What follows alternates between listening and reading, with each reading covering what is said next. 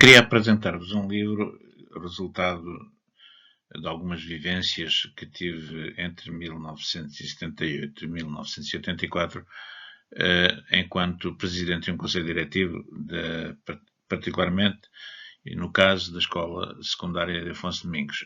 Trata-se de um conjunto de 20 histórias, pequenas histórias, que relatam situações de decisão num cargo de gestão.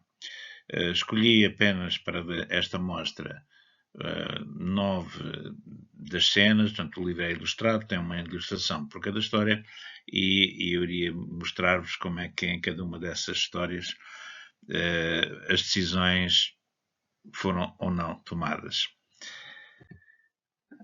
A primeira história, e que não é a primeira história do livro, trata-se de uma situação de carnaval. Um dos meus alunos, mesmo numa turma do 9º ano, que era o Cerqueira, foi apanhado a atirar bombas de carnaval no átrio da escola. Havia uma decisão do Conselho Diretivo de que as brincadeiras de carnaval estavam completamente proibidas dentro do recinto, atendendo um conjunto já de situações que tinham ocorrido, e ele foi apanhado e o que se dizia na norma era que quem fosse apanhado com bombas de carnaval, bombas de mau cheiro, etc., teria imediatamente um dia de suspensão. O nosso amigo foi apanhado e foi colocado na sala do Conselho Diretivo e começámos a perguntar primeiro se tinha arrebentado bombas, que ele negou. Depois lá foi confirmando que tinha arrebentado bombas e se teria mais. Né? Lá tinha mais. Foi pondo em cima da mesa da minha secretária e até ao fim. Eram umas 7 ou 8 bombas que ainda estavam em prontidão para arrebentar. Automaticamente dissemos, olha, vais ter um dia de suspensão. O nosso amigo Cerqueirinha, como lhe chamávamos, era um miúdo muito querido e também muito carente, desatou a chorar. E agora? Bem, agora se quiserem saber, têm de ler o livro. Uma outra situação também interessante foi a do Carlos e da Luísa, e os nomes penso que são verdadeiros ainda, por volta das 6 da tarde, numa tarde de primavera, quase verão, foram apanhados no átrio, nos corredores do átrio, em estado lastimoso, eufórico, com um conjunto de outros colegas, e o funcionário que os encontrou trouxe-os ao Conselho Diretivo. Que estavam embriagados, que estavam a fazer muito barulho, que eram... e o que não podia ser. Mandei-os sentar, perguntei o que é que tinha acontecido, e o Carlos lá foi relatando que tinham tomado umas Coca-Colas e juntado um ansiolítico que na altura estava na moda, portanto que era um Rohypnol. Indaguei de onde é que tinha vindo aquilo, a Luísa disse que eram uns comprimidos que o pai ou a mãe tomavam e que achavam piada, aquela junção que os fazia ficar eufóricos.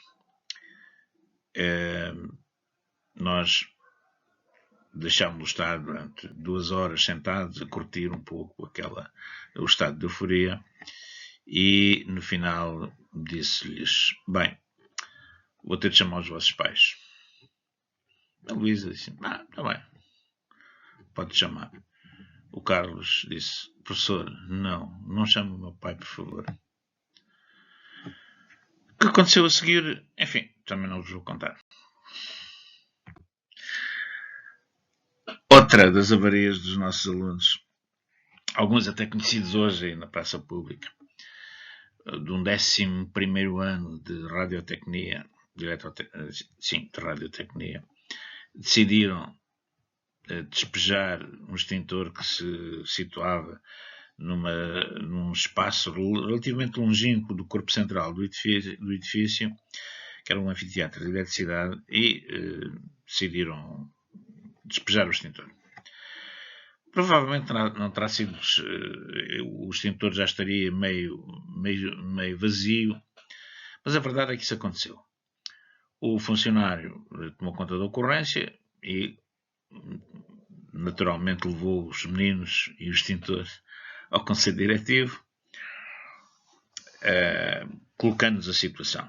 Nessa situação, os colegas e quem estava no Conselho Diretivo achou que aquilo era grave, de algum modo, porque nós queríamos manter sempre um estado de emergência, um estado de situação em que os dispositivos de segurança estivessem ativos, nomeadamente os extintores, e não achámos piada nenhuma e dissemos, bem, ok, a turma solidarizou-se, eram todos, e estavam todos, e dissemos, ok, pagam o extintor, pagam o carregamento do extintor. Nessa altura fixámos em 500 escudos, enfim, 2 euros de hoje.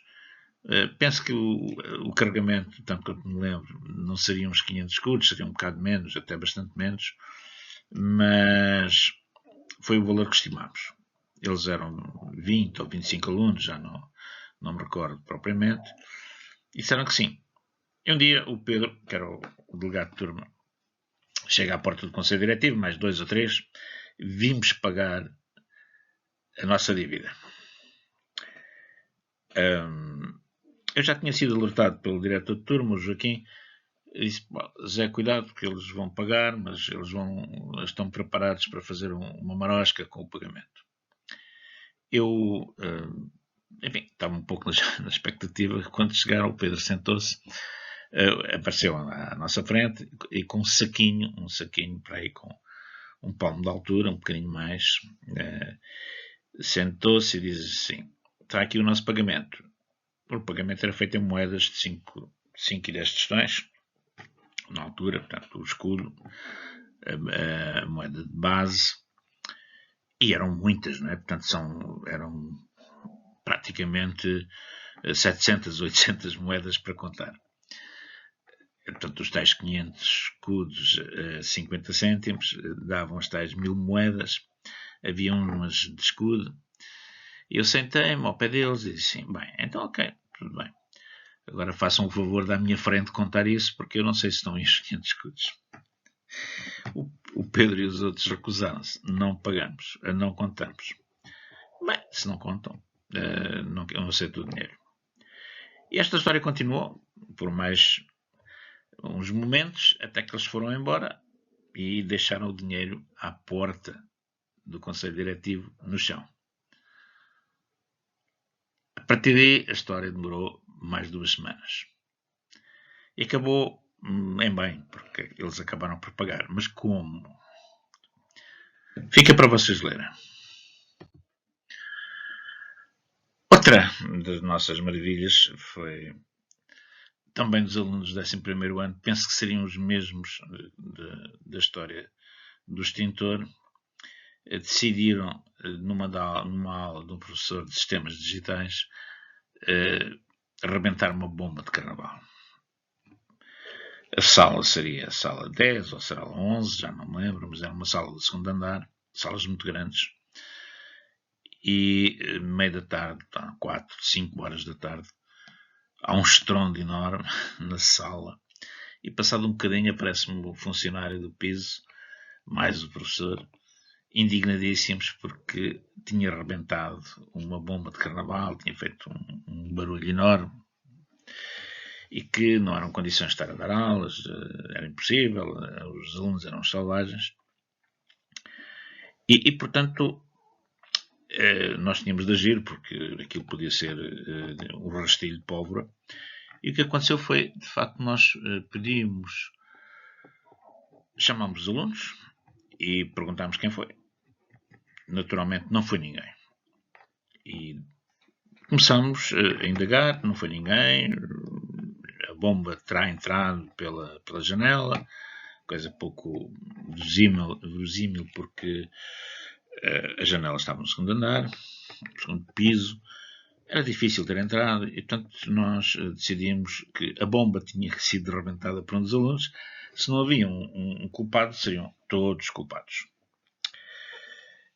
Ninguém se acusou e então convoquei um conselho de turma extraordinário para o dia a seguir.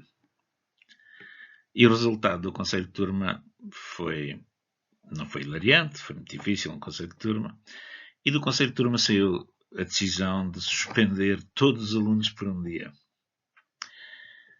Houve reações espantosas. E como é que isto acabou? Temos de ler a história.